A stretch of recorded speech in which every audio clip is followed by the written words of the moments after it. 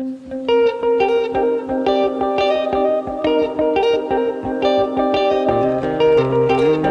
and welcome to another episode of Deep Dive with the Rhode Island Coalition for Israel. I'm your host, Maria Friedman, the Executive Director of Rhode Island Coalition for Israel, or RICI for short. Our mission is to combat antisemitism or Jew hatred, educate about Israel, and promote our shared Judeo-Christian values.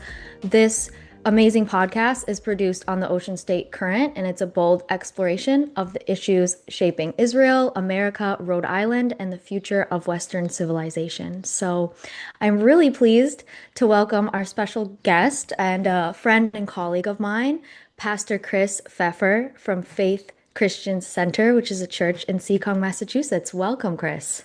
Hey, welcome. An honor to be on here, Miss Maria. And you just had a mouthful there of saying Israel, America, and Rhode Island. We could camp on Rhode Island issues as a Rhode Island resident on itself, but I'm honored to be on this podcast. So thank you. Yes. Thank you so much. And yes, when we say Rhode Island, we do include parts of Massachusetts, of course, because you guys are our friendly neighbors, and obviously, we're so close. Yes. But yeah, why don't you start by just introducing yourself? Tell us Sure. about your background and your role with Faith Christian Center, or FCC, as some people call it. Sure. No, thank you. Yeah. So I've been on staff as a lead pastor for about 3 years right now.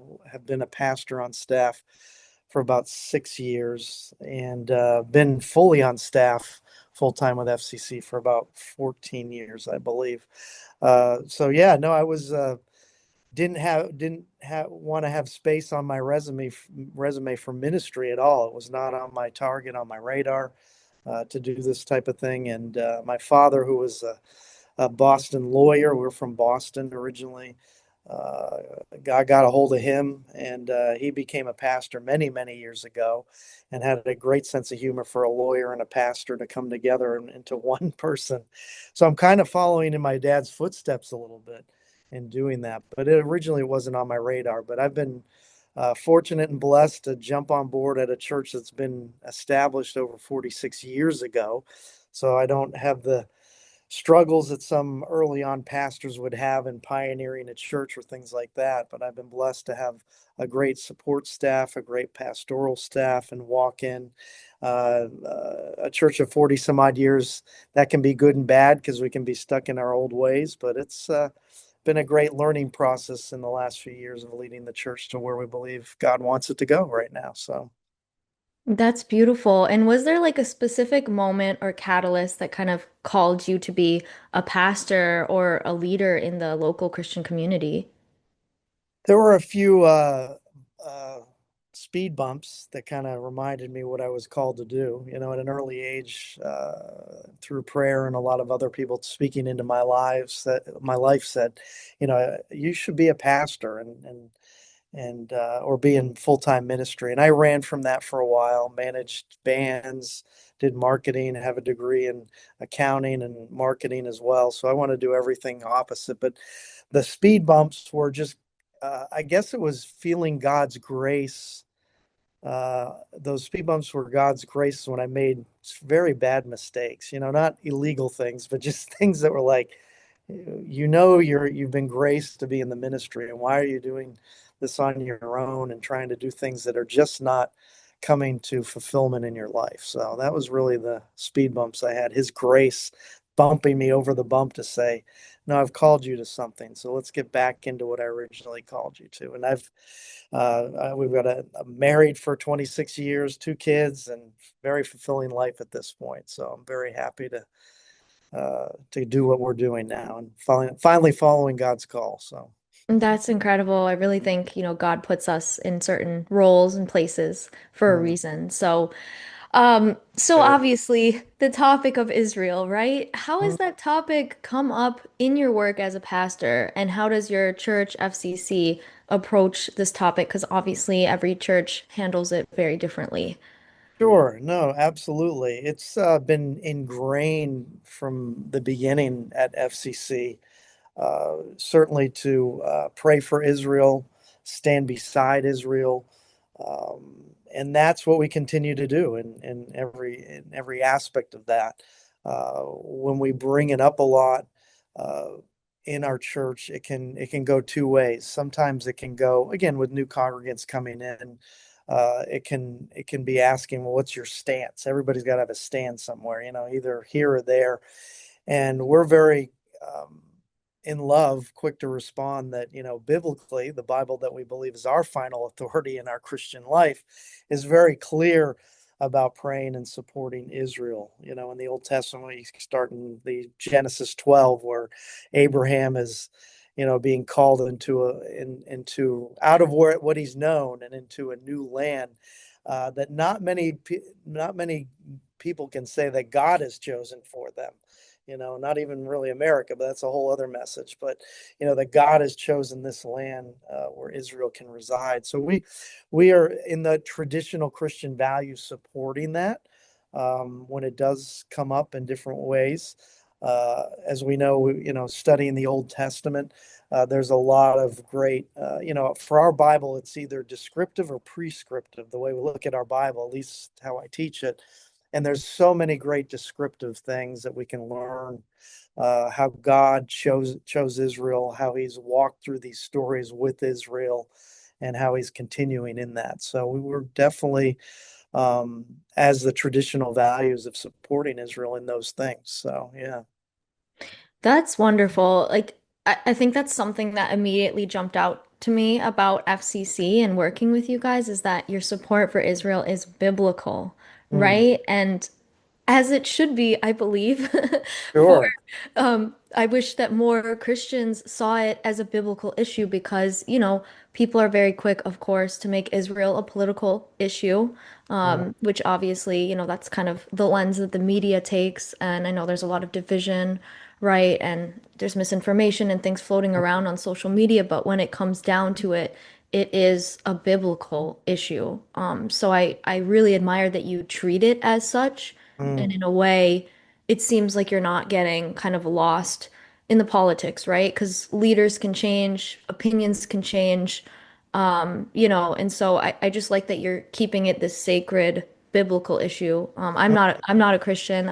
I'm Jewish, as you know, but the Bible in Genesis 12 says mm, that those who support Israel or bless Israel will be blessed, and those sure. who curse it will be cursed. It doesn't say those who voted this way or that way, Mm. will be blessed about Israel. And So I just want to put that point out there because I think it's so important in this conversation. and it's even in the New Testament too, because of a lot of churches can begin to say, well, that's Old Testament. But I mean, even I think it's in Romans 11 off the top. Hmm. Paul's writing to a church in Rome.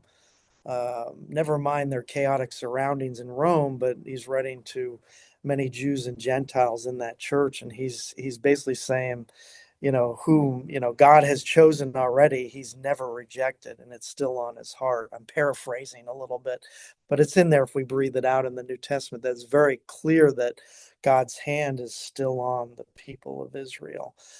So that's in the New Testament. So I don't know what other, you can get into Revelations too. I know from a Christian perspective, Jesus's return has a lot, his location of his return biblically is in Jerusalem. So there's a lot of things talking about, it isn't just an Old Testament idea, but it's still true that. But you'll get a lot of what we call replacement theology is a word that they use a lot, Hmm.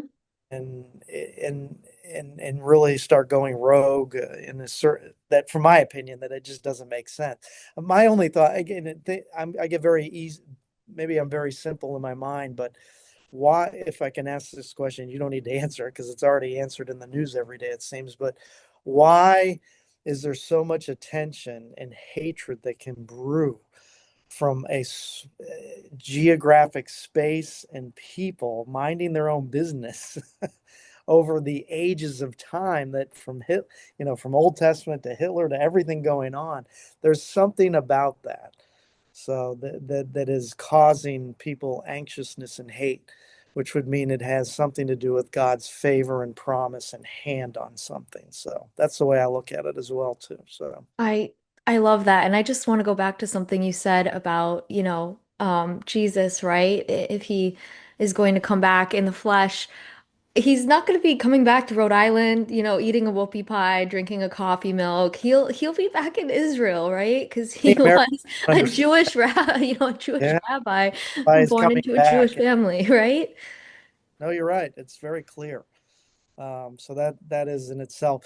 But if I can hang my hat on something for a minute too, you mentioned the word politics. So, at FCC, we have over the last few years really distance ourselves to get too much in it. Because Mm-hmm. as Christ followers, we really had a hard time seeing where Jesus ever waded in the waters of politics, even up to his crucifixion of Pontius Pilate, trying to get him and bait him in a sense that, you say you're the king of the Jews, saying anything. What are you? He bait Mm-hmm. into a political discussion at the time, and he just, I'm king of not of this world, and there's so much. We live in, and I think we've talked this before, we live in a soundbite world of so many things going on. We're information overload. We have so much information, but we're more distant in our relationships. There's so much misinformation that comes out. It's hard to know. It's easy to get distracted with things that aren't true. Definitely, definitely. And Politics for me is a big thing because you get into it. Um, it just, it just, I didn't see Jesus too political. So, yeah. exactly, exactly. And going back to what you mentioned about replacement theology for a second, like Mm, why do you think some, pastors or some Christians are still perpetuating and obviously it's obvious to us that it's this false, harmful ideology. mm. Why do you think it's still pervasive or has power? Again, it is, and again, I can judge, but I'm not supposed to. I can only think that in leadership, and as you know, leading RICI, anybody in leadership, we can sometimes appease the loudest voice. And we're all humans still as leaders too. So I think some folks that begin to lean into that are listening to the loudest voice in their church, or they're getting into the political sense. They're getting into what, oh my, I guess we could take a whole topic of this. I mean, they're getting into some of the generation that's coming out of universities, and just one out of many of the beliefs. One would be called therapeutic, and that still has yet to be judged if there's any therapy in it, but therapeutic moralistic deism. Mm, That those three words combined have been in many, and a lot of things have been taught in secular or just any university. hmm. So a lot of these folks are coming out of that, um, and they're bringing these into churches, which is, I mean, we don't know everything, but I mean, it certainly isn't biblical, and they're beginning to get into these different narratives that are replacement theology. So I think they're just listening to most of those loud voices are in a certain generation that are not an Hmm. older generation. So Right. they're just listening to them. Yeah, I mean, and for those who don't know what replacement theology is, if I'm not mistaken, it's this belief that Christians are meant to replace the Jews in terms of, Well, they believe that, again, so you could take this scripture, but this is a whole other thing when you begin to, and I'm not, get most of my preaching, I've learned from mistakes that I do my best to read. Most of my messages are full chapters. They're not one verse out of context. And right. um, so you could paste some things together where they're saying that Jesus is that seed of Abraham for replacement theology. So it immediately then, so if you have that there, then you're immediately, because the Jews of, again, I'm just paraphrasing what they believe, rejection of Jesus, that Hmm. now not part of the plan, what they would say in a paraphrase. So, and that's just doesn't, again, Jesus is Jesus to us, but I don't, yeah, it's just hard because it doesn't add up because there's so much of Right. the story still waiting to be fulfilled in God's promise. Of So, course. Yeah. And so it brings into the question like that God is not keeping his promises the way that he right, says, which if you you're believe right. that, then you could question all these other things Everything too. else Unravel. right? If you don't have that fundamental trust and belief that God You're does keep his promises, right? right. Um, Absolutely. it kind of, I feel like everything else crumbles after that. It does. So. 'Cause then where is the origination of truth then? Right, right. Yeah, no, definitely. Just I believe. just, again, Yeah. I admire that you are kind of, like you said, maybe simplistic in that, no, it's like the Bible says that we have to bless Israel. And more Mhm. than that, I feel like you've taken the next step to, partner with RICI on Sure. different initiatives and really try and, bless the local Jewish community as well. It So can you is. talk about like why it's been important to you to allow RICI to partner with you guys? And I know we, for example, we provided some educational training programs about Israel to your congregants. So why was that important? Why did you, agree to Sure. that? Because many churches in Rhode Island, even Mhm. just me saying the name of my organization, they shut it Mhm. down and don't want to even have a conversation. You're right. So back to to speak to what you said last, though, for the education part, and you did come in and did a wonderful job here to do that, is people need to be educated. Again, we live in the soundbite world and we're hearing things and our busy lives, but this came in to really help bring education of who Israel is, their people, everything from a biblical standpoint and even some of a secular, and even today in current conditions, what that means, because we get so much misinformation. So that was great partnering with that. We've come, again, I just grew up where we really value education. So it sounds like a simple answer, but education is so important no matter what realm. Ignorance, and even in our Bible and Proverbs talks about lack of education. Uh, for lack of education, you almost become immediately a fool in whatever you think you know. So education is good, and you did a great job with that. From a second part of what you said, it's so important, I believe, in the days ahead from a Christian point of view, that churches needs to be localized. You can go on YouTube and see a lot of different preachers and pastors that are doing whatever, and I can judge, but I'm not supposed to judge what that means. But God designed the church, at least in what I read, that it has to be localized in discipleship for those who decide to come in and be part of it, but also localize of our support to those around us. And that's so important because we can get lost in a broader vision and throwing money or whatever at things, and we're not supporting the localization of what's important. And RICI is that, it is the boots on the ground, it is education, it is demonstration, it is many other things. So we just wanted to support you in that because you were local. Thank you. I love that answer, and I also wish there was one of us in every major city or in every state. Mhm.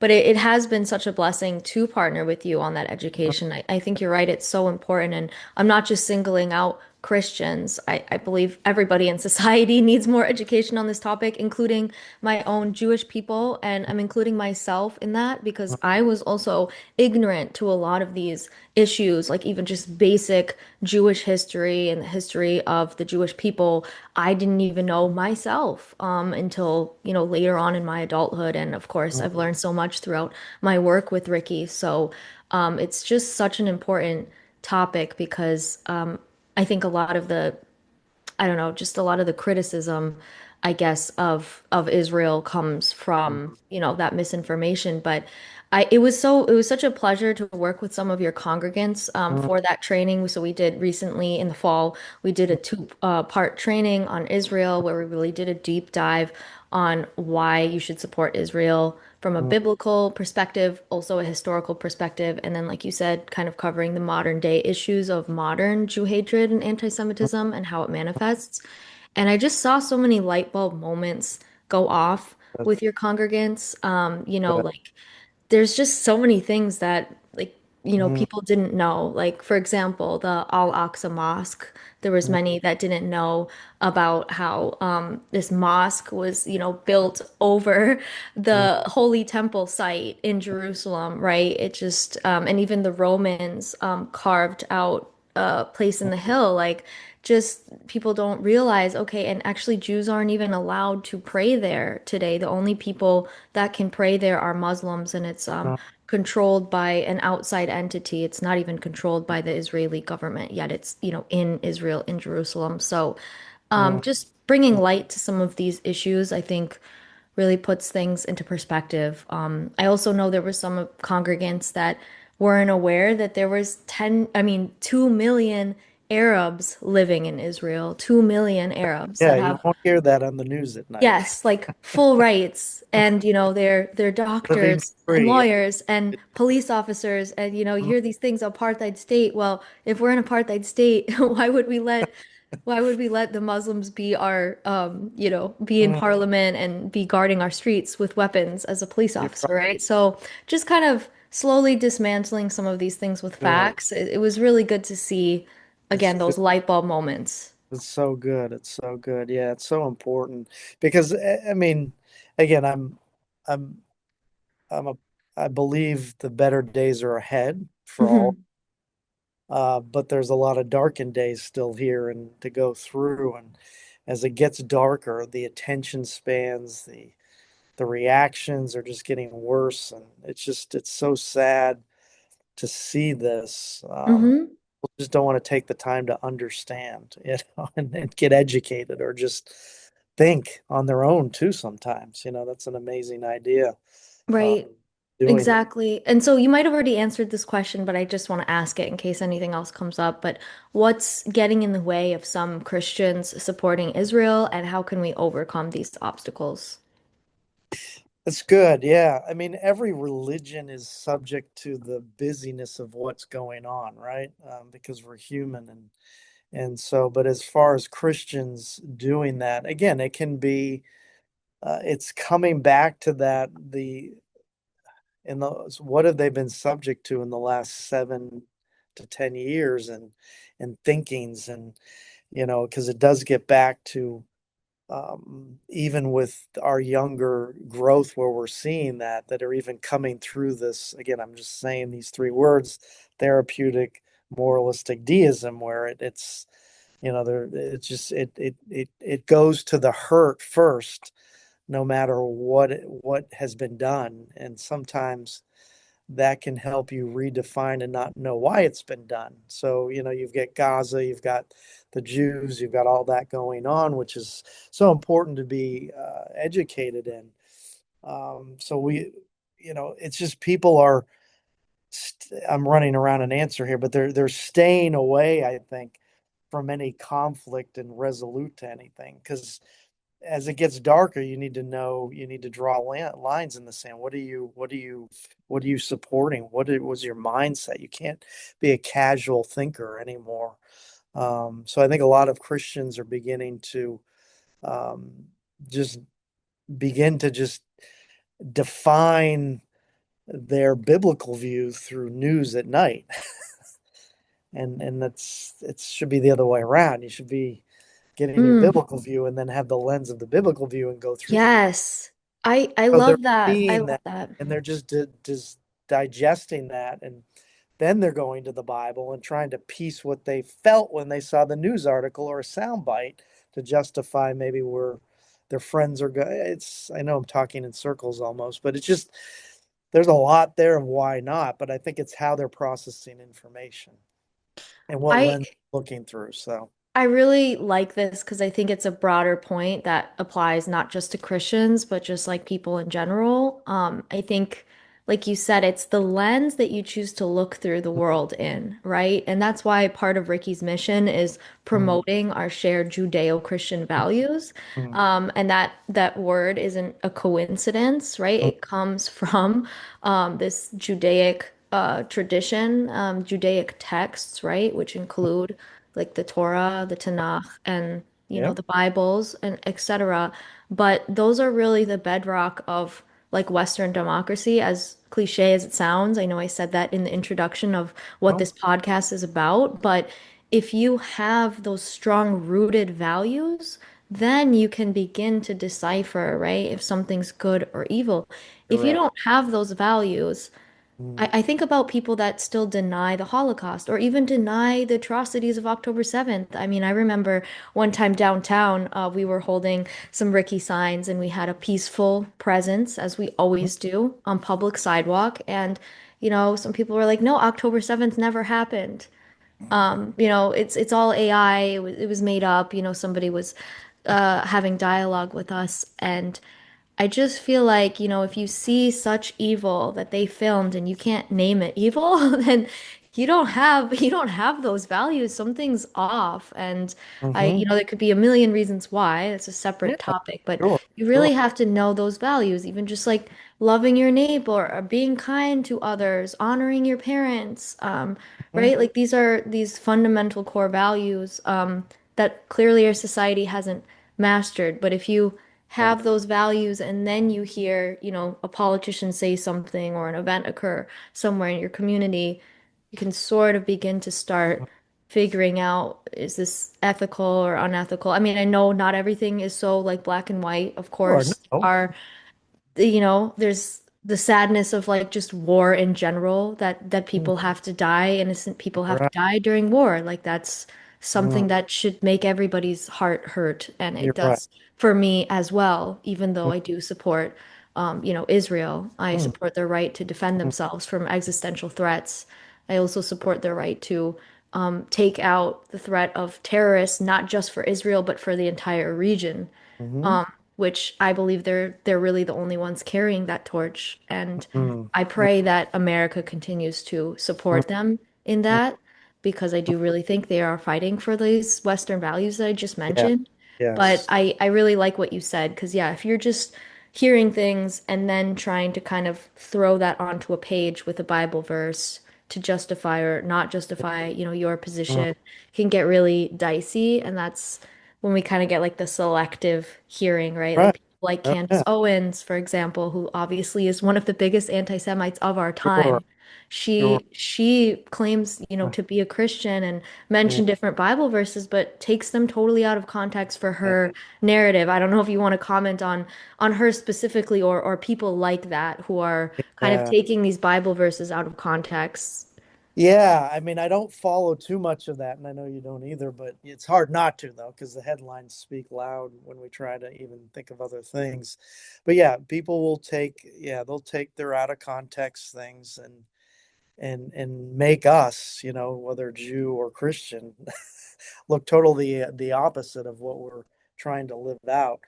And I do want to get back to, because yeah, if we lose the Judeo-Christian view, which is implanted by God Himself and really doesn't need human validation, because He created us. He doesn't really need our opinions. You will dismantle, as you were saying, pretty much every compass of anything that can lead us to a wholeness of any life. And then it opens the door and the gap gets filled with self-truth, right? That I believe, there, I don't want to take Shakespeare, but therefore I believe it, therefore it is. So, and then that gets into the therapeutic things of deism, all that stuff that's fun. So if you begin to not think that sanctity of life is a priority to God and us as humans, you'll begin to dismantle things. If you believe moral accountability is not a big priority, then you begin to never be accountable for what you do. Yes, So, right. and justice and charity, all these things, then what do you have? I mean, you just have some golden rules that, fall off the shelf someday when you laminate it. They're not going to stick.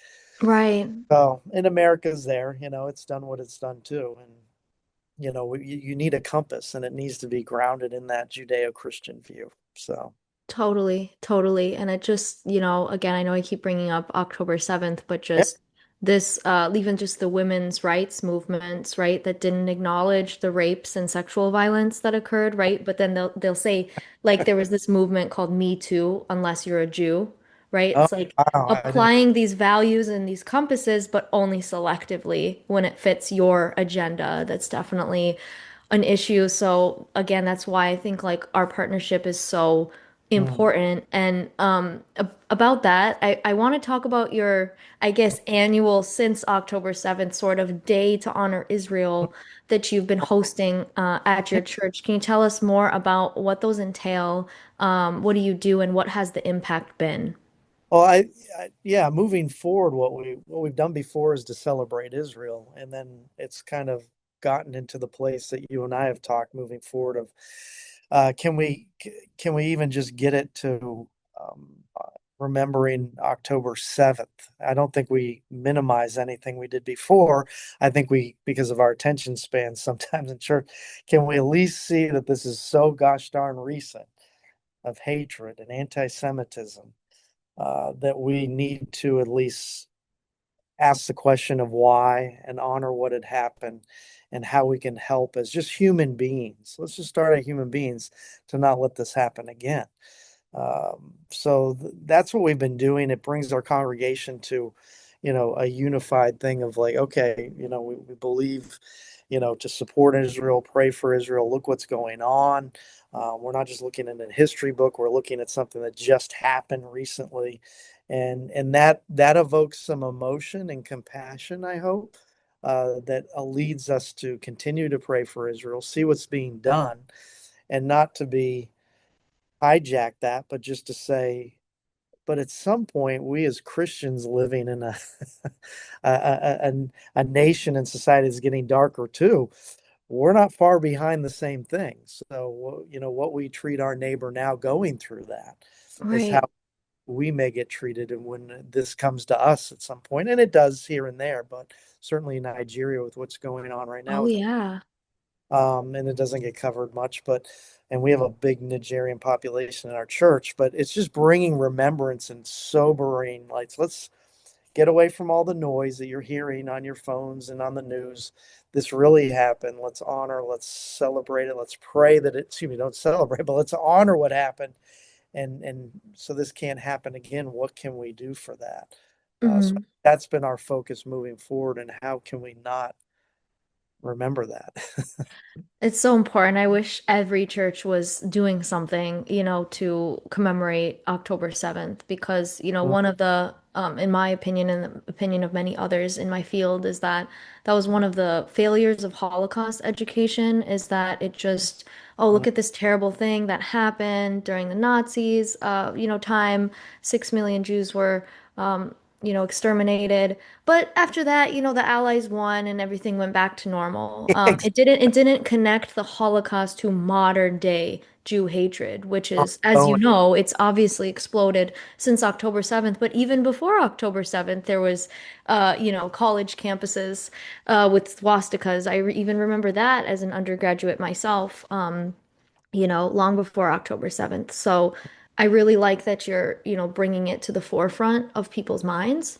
I think sure. that's really important. And it's also like being able to just condemn the evil of that day. And, because again, I really believe that Israel does stand for truth and for Mhm. life. Like don't want to we don't want to have to kill anybody's son or daughter, that we always want to choose life when possible. But there's a Mhm. Jewish principle that if you know that someone is going to come to kill you and they tell you that you're going to do that, then Mhm. God says that you should defend yourself because you Mhm. should choose life. That's what Sure. God, wants us to do. And I know that might Mhm. seem really simplistic because again, I know there's hurt on both sides, but we really are trying to stand for life. And so I appreciate you bringing that forward. And Sure. I Another reason we do it too, just to interject, is while you're talking,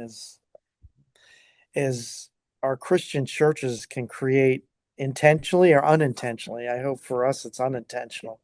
Are these bubbles Mhm. that we see through, we come to church, everything, we're in a sanctuary, we can't, for a long period of time, just talking about any events outside of a Sunday was like heresy for a while. It's like, no, we need to talk about these things Yes. because the world is, we don't live in a bubble. And if the bubble you create is, you only keep the people in you put in when the bubble came up. So it's like, God is about reaching out and caring and being, and about justice and about charity, as we said, Yes. or which are these values. So Right. it pops some bubbles to say, oh no, this is going on, and we can talk about it in church. So Yes, that's it's kudos to you for your leadership and making that happen because it really does take a strong, pastor or Christian leader to allow that, conversation to even happen. Like I said, I have many churches that just will not even engage in dialogue with me. So they don't even know, what we offer because you're right. they Take the won't time talk. to understand, Right. They just say, "Oh, you're with Israel. Okay, that's a political issue. My church has nothing to do with that." Bye, and they have no idea. And so it's a Yeah. shame, but I want to go back to what you said about, you mentioned some of your Nigerian congregants and that, after the Saturday people, they come for the Sunday people, right? The Christians too, which I believe they are under attack. That's something that our organization has really tried to shed more light on. And actually, back in December, we held an event with the African Jewish Alliance. Dr. Charles Jacobs is their founder. He's excellent. Uh, But he and his organization is really bringing to light mm, over 15 African countries where, Christians are being attacked, mostly by radical Muslim terrorist groups. As you said, it's not being covered a lot in the mainstream media, but we've seen literally tens of thousands of Christians being brutally murdered, similar to what we saw on October 7th, similar style brutality happening in Nigeria, happening in Burkina Faso, in different countries. And so, just want to plug for a second if people want to go to our YouTube channel, which is at RI4 Israel, that's the number four. You can see our recording that we did with Dr. Jacobs, who talks about this issue more in depth mm, because Christians are being attacked, even though it might not feel that way living in our little bubble, as you said, in America. It is happening in Africa, in Europe, in different countries. no, that's good. Yeah, no, and like I said, we have a good, probably 20, high 20% population in our churches from Nigeria. So we get Wow. a lot of updates and things like that. And it's just sad and It is. breathes And out message more when they say, would you really die for what you believe in? Because we're right. comfortable here, like you said, but some people are dying for what they I believe. know. What And would you say? there's also a lot of different African groups, many Nigerians too, that have actually fled to Israel too, some of them to Really? start a new Wow. life because they're Wow. seeing this destruction. And Okay. obviously, Israel is a safe haven for Christians. There's almost 200,000 Christians that freely practice, their religion in Israel, which you cannot say that about the surrounding Arab neighbors, many of which do not allow, Christians to Really? practice freely. So, like for example, Qatar, you cannot publicly show that you're Christian. So, like I like to call him Carlson, Tucker Carlson likes to claim these falsehoods about how, Israelis like spit on Christians in Israel, which is so not true. Again, there's so many Christians, there's so many churches there.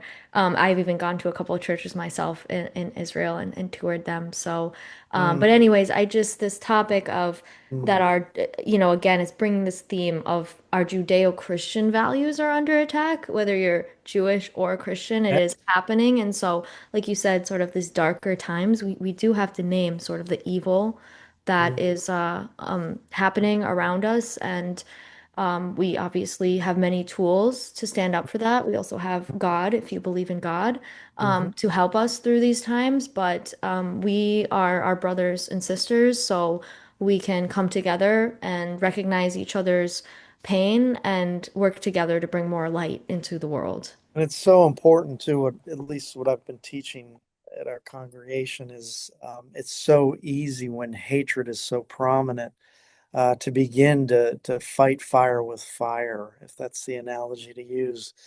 But God is very clear we stand for life, we defend ourselves, as you said earlier, but we need to engage with love first. Because we can get sucked into hate very easily. I can begin to hate somebody who's totally wrong, and I got to justify my right, which I should. But God is love, and we're not compromising anything. Mm-hmm.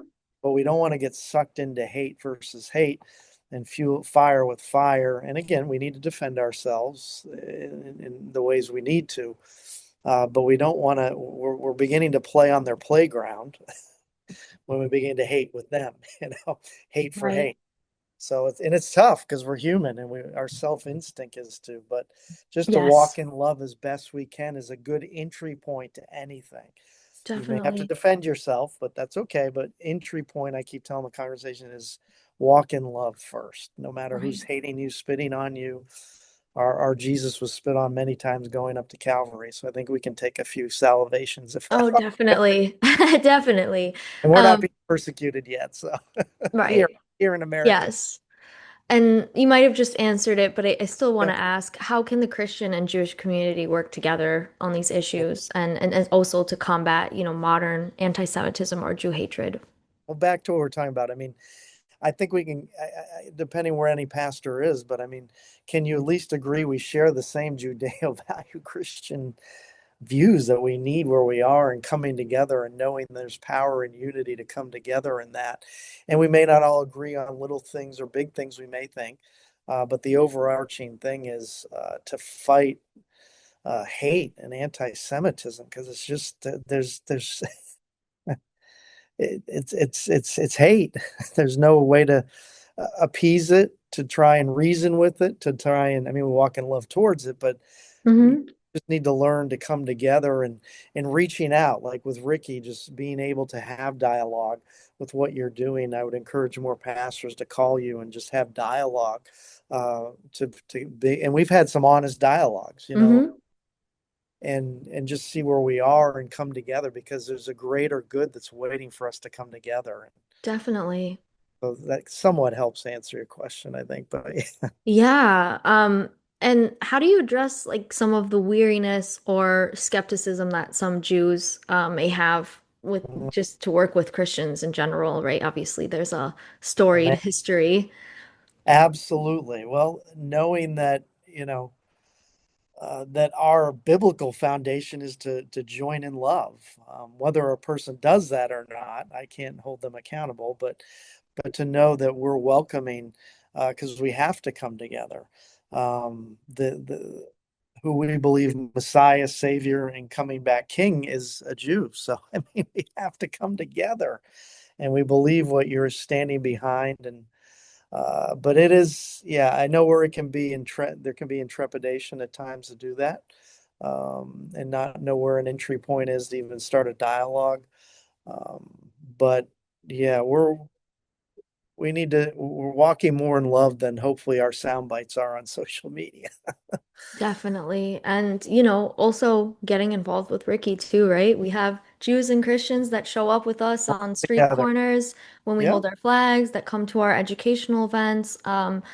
that come to different programs. I know at the sort of days to honor Israel that we've been running together the last few years. We've even had members of the Jewish community come. Even a Jewish friend of mine came and blew the Yep. shofar at the beginning of the program, which was really beautiful. And I really felt truly like welcomed from Mm, your congregation. mm, And I think it's just so important to have those touch points and see each other.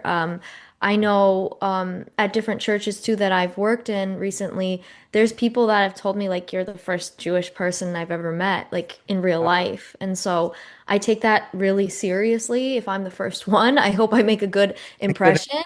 Not that Yeah. I represent all Jews, but I just want to make a good impression about my people. And like you said, walk in love. That's very Mm, important. But if I can also humanize Jewish wow. people to those who haven't met them before and maybe only have an idea from Facebook, I really think that's a big blessing and opportunity. And yeah, I take Knowing that really and seriously. knowing too, because we've had conversations about this, that we're not from a Christian point of view. And again, pardon any soundboy bites on social media that beg to be different, but it for us, we should be approachable because we want as you said, we're humans at first. We're Hmm. not Democrat, we're not Republican. We have some may have the title, but you're coming at us not with that we're projecting ideology, but we're projecting love, that in the sense that we're both have a lot in common. More than Right. I think we do. Exactly. So, it's not a party that Christians represent, whether on both sides or Mm-hmm. whatever. Just our connection to Israel and the Jewish people, and how we need to continue to join together with them. So, yeah. Yeah, and also another thing that you did, it was either last year or the year before. I remember you had some congregants Mm. share, right, about their personal experiences traveling to Israel. Can you share a little bit more about Yeah. why you chose to have them share Uh, their personal stories and if you've been to Israel, what yeah. that was No, I like? haven't. I've tried twice. One was Oh, COVID that's got in right. the way, and These another one dang wars kept getting in the and way. four was the second one. Yeah, so we haven't yet, but we're looking forward to. I wanted our congregation to hear our voice. So we had people in our congregation that may not carry a big title in our congregation. Some did, but to hear the voice of what they saw when they went to Israel, and it was so beautiful to hear that. Obviously from a Christian perspective, that was there, but just even they were able to share how hospitable and loving the Jewish people were there, and they felt safe, and it was just it was almost like a coming of home in some way for them, they would say. So it was a beautiful thing to share. I think there were 6 or 7 people that were able to share from that, and far more people in our congregation have gone to Israel but just weren't able to share at that time. But it was so neat to hear their voices and their experience, not a Mm-hmm. brochure, but their experience. So, I yeah. love that. And I want to highlight one of those people, Luann Pizzulo, who also used I'm to a be Luann. on RICI board for many years. She's Christian and she has, been a member of your church and has led many Christians from the area to take trips to Mhm. Israel. I believe either 16 or 19 years, something Like, like that. yeah, she's, 17 at this point, and then she's getting younger and younger by the day. Yes. But I think she's Yes. not down at the age of late 80s right now. But yeah, I have one. His name's Dr. Rutland. He's not in our church, but he's a mentor to me in some things, Mm-hmm. many books. But I was talking to him about 6 months ago.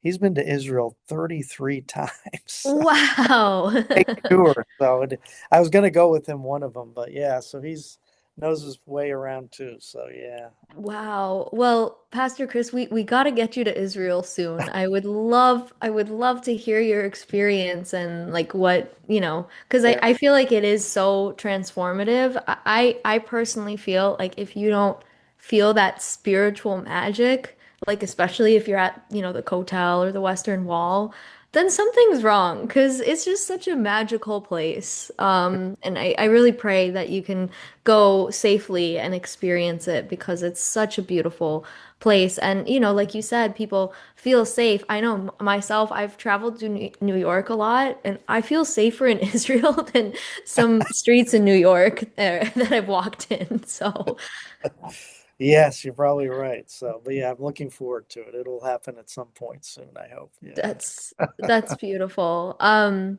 Is there anything else that you'd like to share on this topic of Israel, standing with the Jewish community, your church? Anything No, else? no, I just think back to that kind of epicenter of what we've been talking to. Again, it's coming together from a biblical perspective, but also just a commonality of our Judeo-Christian values. We have to come together and unite in those areas. So it's so important. Yes. The dividing world, we need to unite, and do that. So no, Beautiful.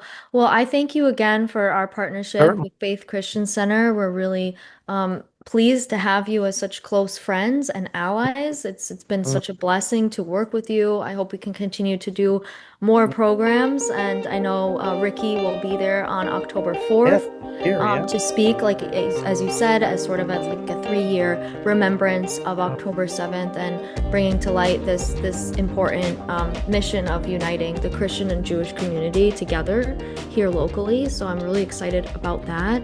Mm. And if people want to find out more about FCC, where can they find you?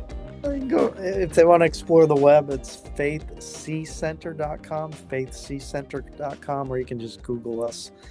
So yeah, you can find us here. We're nestled away in a residential community in Seacock, Mass. So yeah. Beautiful, beautiful. And can I get, for the record, an Am Israel hi from you? A what? An Am Israel hi, just Okay. having you say that. Israel High. Am Israel hi, yes. Yeah. Thank you. Thank you so much, Pastor Thank you Chris. for It what was you're like doing. Yes. pleasure to talk to you today, and I look forward to more conversations with you. Yeah. Thank you for what you're doing as well too. So Thank you. All honor to right. be God bless you. Be well. you Thank you too. so much.